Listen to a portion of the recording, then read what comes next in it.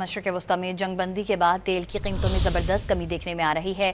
Brent crude oil की कीमत में 4% कमी आई है, जो 11 जून के बाद सबसे कम सतह है। अमरीकी खाम तेल भी 3.6% कमी पर ट्रेड कर रहा है।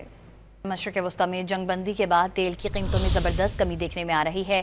ब्रेंट क्रूड ऑयल की कीमत में 4% कमी आई है, जो 11 जून के बाद सबसे कम सतह है। अमरीकी खाम तेल भी 3.6% कमी पर ट्रेड कर रहा है। मशरक़ वस्ता में जंगबंदी के बाद तेल की कीमतों में ज़बरदस्त कमी देखने में आ रही है।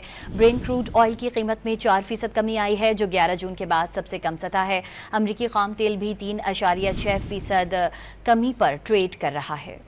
मशरक़ वस्ता में जंगबंदी के बाद तेल की कीमतों में ज़बरदस्त कमी देखने में आ रही है। ब्रेंट क्रूड ऑयल की कीमत में 4% कमी आई है, जो 11 जून के बाद सबसे कम सतह है। अमरीकी खाम तेल भी 3.6% कमी पर ट्रेड कर रहा है। मशरक़ वस्ता में जंगबंदी के बाद तेल की कीमतों में ज़बरदस्त कमी देखने में आ रही है।